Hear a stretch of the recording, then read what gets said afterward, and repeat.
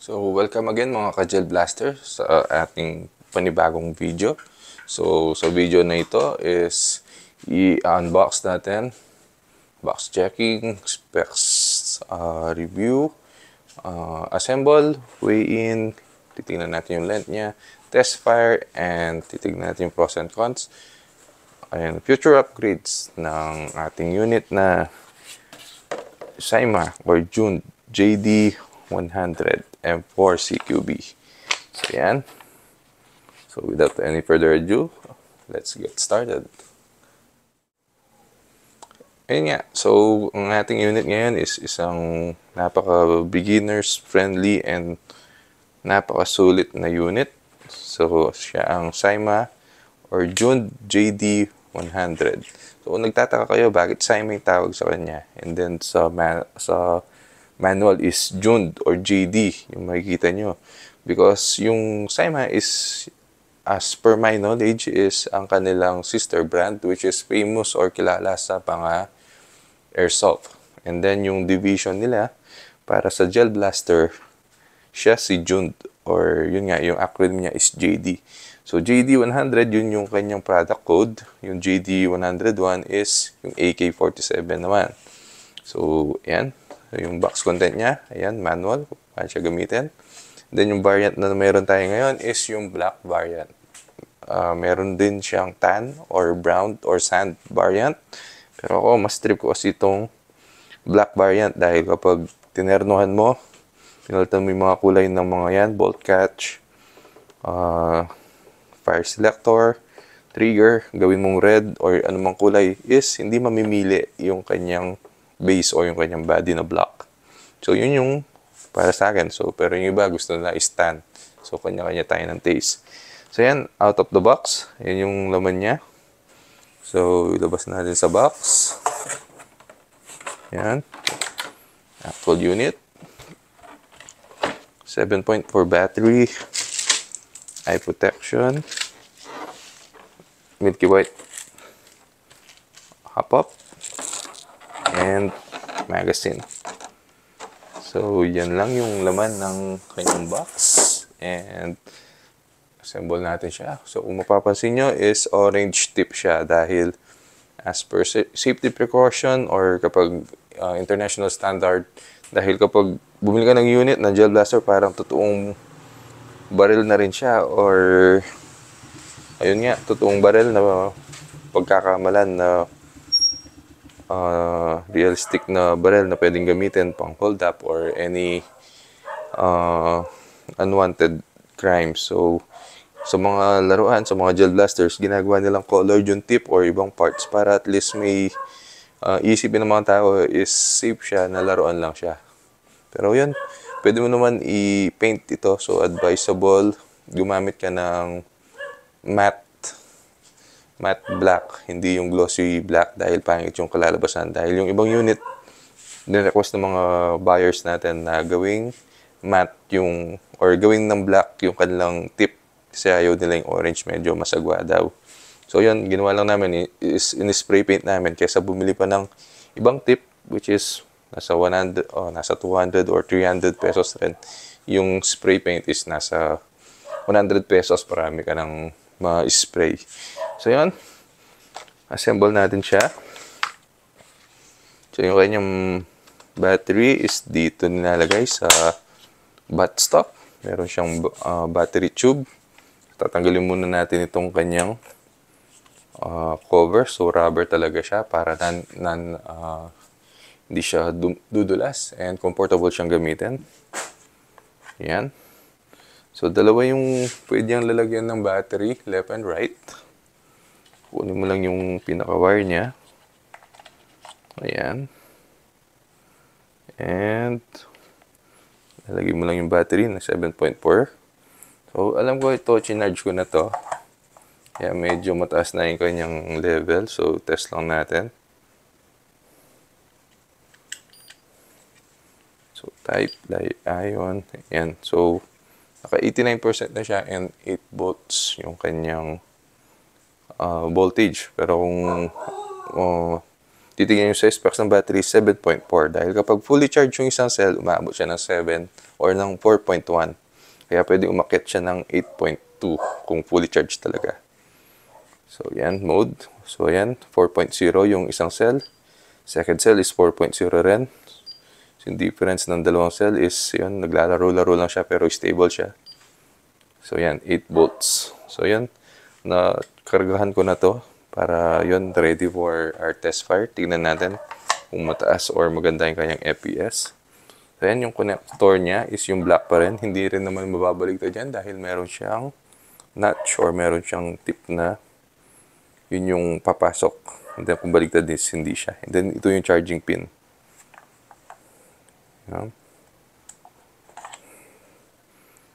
Yun, sa package pala, may kasama yung charger. So, tingin ko, naiwan ko lang sa bahay yung charger. And, ano siya, standard charger naman siya na, kung di nagkakamali, is 500 milliamperes yung kanyang pool. Merong iba na 1000 milliamperes yung kanilang pool. So, parang mas mabilis yun. Pero baka mabigla yung kanyang battery. So, yan. Yung wires, ipasok lang sa kanyang buffer tube or sa kanyang battery tube. Then, make sure na naka-arrange na maayos yung wire nyo. Nasa gitna sila. Dahil baka mahirapan kayong ipasok to dahil meron siyang notch. Yan. So, ayusin lang yung mga wires. So, ayaw nating naiipit yung wires. Baka kasi masugat and then mag-cause ng short circuit. Yan. So, yan. Medyo umangat pa rin. Pero, yun, ayos na lang natin.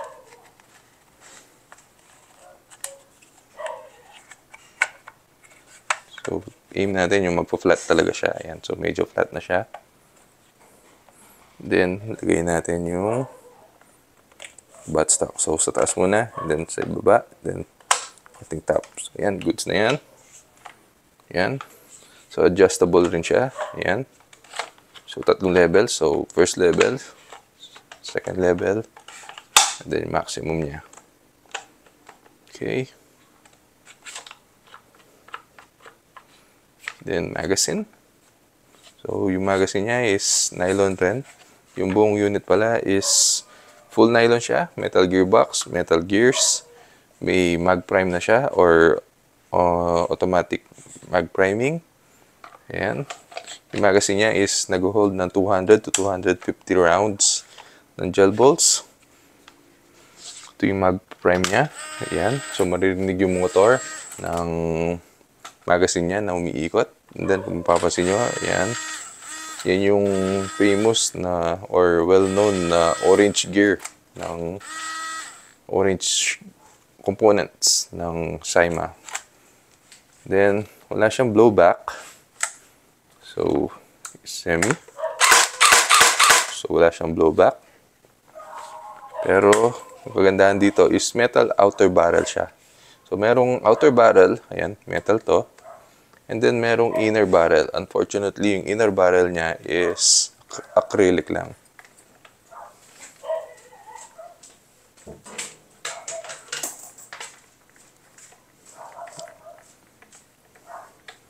Yan. So, yung outer barrel niya is acrylic lang. Pero, yung kanyang tip is threaded. Ayan, metal threaded na siya. So, 14mm. Mga accessories na 14mm counterclockwise, kakasya dyan. Meron siyang ito. Make sure na hindi nyo mawawala to. Parang stopper niya para hindi gumasgas yung accessories sa metal part. Yun, so counterclockwise lang yung paglagay. Yan. So yung gearbox niya is version 2. Gearbox version 2 kung maghanap kayo ng replacement or parts na compatible niya. Gearbox version 2 ang hanapin nyo. So ito, medyo tricky lang yung paglalagay ng accessory. So wag pilitin kung tabingi or ayaw. Baka mapudpud yung plastic. Lalo na kung plastic pa lang yung linalagay yung accessory. Dahil yung thread nito is metal. So metal to plastic, malulusaw yung plastic or mababawasan yung thread ng plastic. So, baka ma-lost thread siya. Ganyan. Kung papansin nyo, meron siyang hop-up. So, worth 500 to 900 pesos rin to. Yung gamit ng hop-up is naglalagay siya ng underspin sa gel balls paglabas sa barrel. So, saan nga ba nilalagay ito? So, ito, nilalagay siya sa ating default or standard na flash hider. So, yung nakita kong style dito is, ito yung tip niya pala is design yan. Hindi siya basag or something. So, yan, i-align nyo saktong gitna yung kanyang tip and yung parang notch or bilog na yon. And then, hanapin nyo sa hop-up yung pinaka-adjustment niya. Ayan. Kita nyo yung brand is Jundren. So, yung iba, binibenta nga siya ng 500 or 900 pesos. So, ayun, meron siyang adjustment dito. Parang Allen key. Kaya meron siya kasamang Allen key dito. And then, ipasok nyo lang siya dito sa kanyang default na flash hider. So, make sure na ayun, yung medyo may gitling doon or meron siyang parang ramp, yun yung magbibigay ng spin. So, itataas lang or i-adjust lang dito gamit ng kasamang Allen key. Yung maliit na screw or yan nut na nandun sa ilalim. So, tumataas to ng dahan-dahan. So, parang trial and error lang yung pag-adjust nito. Basta make sure na lumalabas pa rin na buo yung gel balls. So, kapag nababasag, ibig sabihin, masyadong napataas yung paglagay. So, once na adjusted na, tama na yung pagkakalibrate, is itulak lang siya pababa. And then, make sure na kita pa rin yung adjustment part dito sa, ayan, kaya meron siyang parang notch or slice or basag dito. Pero design yan. Make sure na gitna. Then yun, i-push lang natin. Ayan. Kaso napasobrang push ko yata. Hindi nakita yung tip. Tanggalin ko lang. Ayun. So, try and error yung paglagay nito. Basta hindi nababasag yung bala, goods na. Yung benefit naman nito is may-increasean na kahit mga 5 to 10 meters yung range ng inyong gel balls. So, yun, medyo napapasok kasi hindi ko na nakikita yung tip dito. So, gumamit lang ng any tool para pwedeng siyang i-push palabas. Or kung meron kayong long nose, pwede siyang i-line palabas. So, ingat lang kasi plastic siya, baka mabasag. Bali, ayun. Yun yung gamit ng hop-up. So, ayan. 500 to 900 peso value added sa unit. So, parang nakatipid ka na. Instead, nabibili ka pa ng hop-up. Pero may mga nabibili na mas premium or yung mga metal hop-up. So, nasa 600 yata yun. Kaso, sa AliExpress pa. And then, kung dito sa local, abot sila ng 1,000 pesos. Pero, pahirapan yung stock. So, yan. Meron din siyang free Milky White and eye protector. So, next naman, tingnan natin ang kanyang weight. So, with kasama na lahat ng accessory, battery, flash hider, and yung kanyang hop-up, yung weight niya is, turn on. Yan, full nylon, nylon gearbox, nylon gears, metal inner barrel. Yan, maabot siya ng 1,487 grams or yan, 1,487 grams or 1.4 kilos, 1.5 kilos to be kung i-round up natin. Then yung kanyang length, buttstock fully closed, hindi siya naka-extend. Maabot siya ng 71 centimeters. Kapag fully extended yung kanyang buttstock is abot ng 1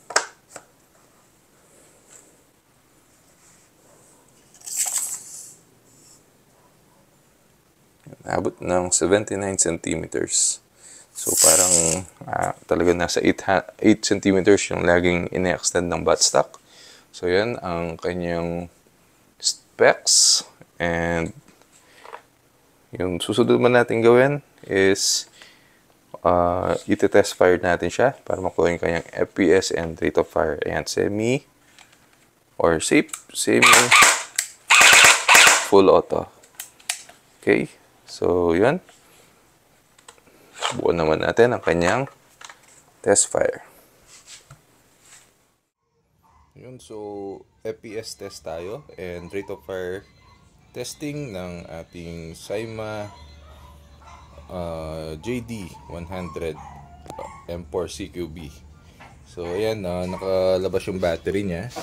So ito, na full charge ko na siya. So para ma-manage yung expectation, titignan muna natin ilan yung kanyang current charge. So ayan, may battery tester tayo. Then yan, pwedeng isaksak or pwedeng ipatong lang dahil naka-expose naman yung mga wire niya. So ipapatong natin sa mga wires niya or terminal.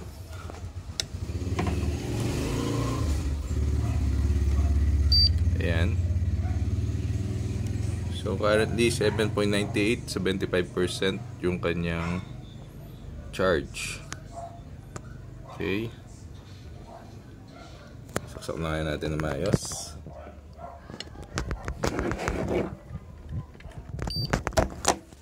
Ayan, so yan.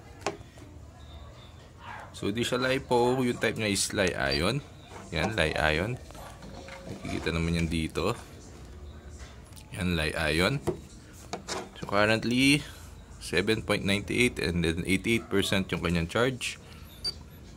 Ayan. First cell is 3.9. 88%. Second cell is 3.9. Total of, or yung difference nila is point something lang.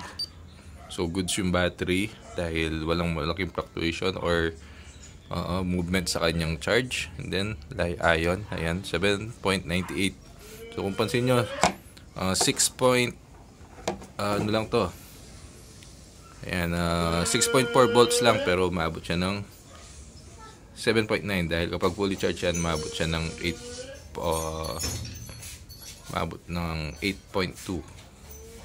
Ayan, so ayan, proceed natin sa test fire.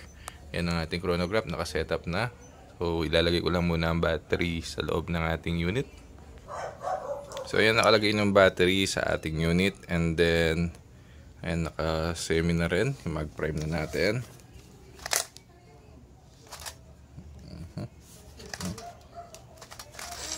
Yun, kulang sa hila. Ayun, okay. Naka-setup na rin yung ating chronograph for gel balls na ayan, 7.5 mm. And then yung grams lang is 0.2 grams. So single fire muna tayo para makuha yung FPS. Lagay natin sa average screen. Ayan. So single fire, Syma M4 CQB or June JD100. Single fire.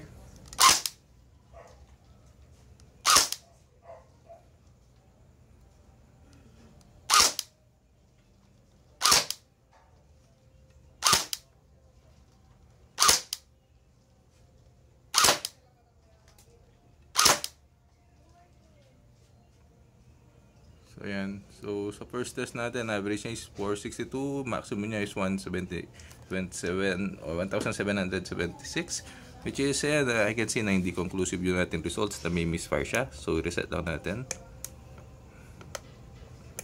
So kung may nababasag na bala, nagkaka-misfire siya, nag-iiba yung reading. So ulitin natin. Firing 10 rounds.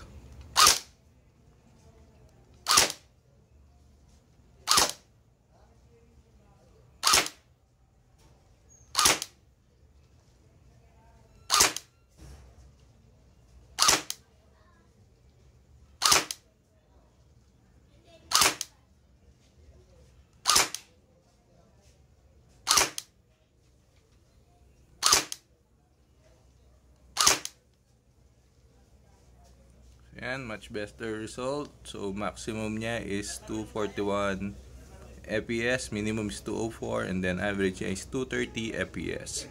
So yan yung for FPS test. So 10 rounds na pitik-pitik lang, semi. So ngayon full auto natin, and full auto. And then 10 rounds rin yung i-register or ipapasok natin sa ating chronograph para lumabas rin ang kanyang rate of fire. So usually nasa 9 rounds per seconds yung mga ganitong unit na naka 7.4 volts lang. So again, Syma M4 CQB full auto for rate of fire and FPS. Firing 10 rounds. Okay, wala na siyang bala. So quick reload lang muna ako.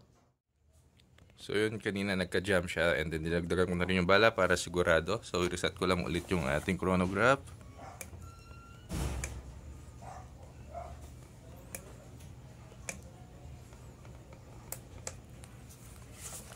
Again, Syma CQB M4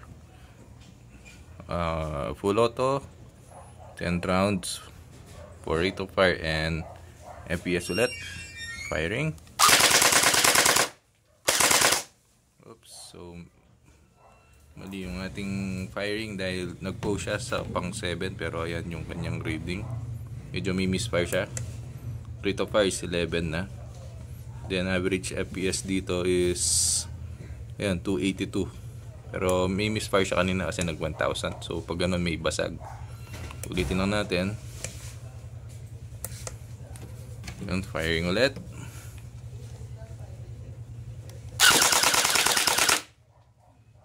So lumagpas tayo sa 10, pero ayun, okay lang yan.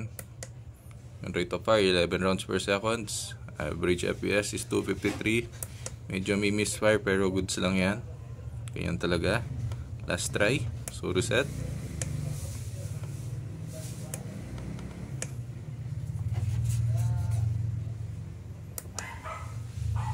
Firing 13 rounds, goods yung ating pero may meron pa rin siyang misfire. So max niya 249, average is 206, rate of fire is 11 rounds. So ayan, 41. Ayun yung last FPS yung lumalabas dito. Yung average niya hindi dyan makikita pero dito lumalabas siya. Ayan, average is 206. So hindi natin maiwasan may mga misfire, either nababasag or pangit yung labas ng bala. Pero ayan, so yung range ng kanyang FPS is nasa 220 to 250 FPS. So Syma M4 CQB.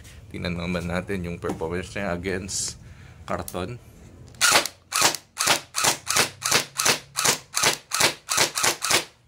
So hindi niya medyo nape-penetrate, pero kapag full auto,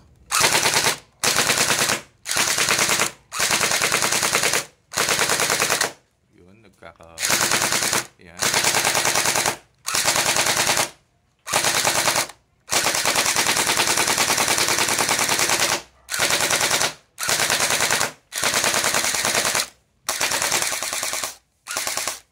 So yan ulit, Syma M4 CQB test fire.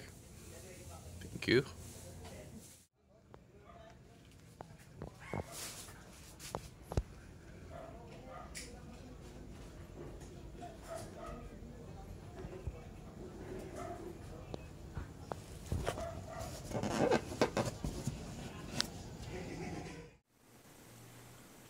Bali, ayan, for our conclusion sa ating unit na Syma or June JD100 M4 CQB. Ayan. So, bali, kita naman natin ang kanyang performance. Okay na okay. Na nasa 220 to 250 FPS ang kanyang rate of firepower. And yung rate of fire niya is 9 rounds per second. So, average or common rate of fire para sa mga stock units. And, ayan.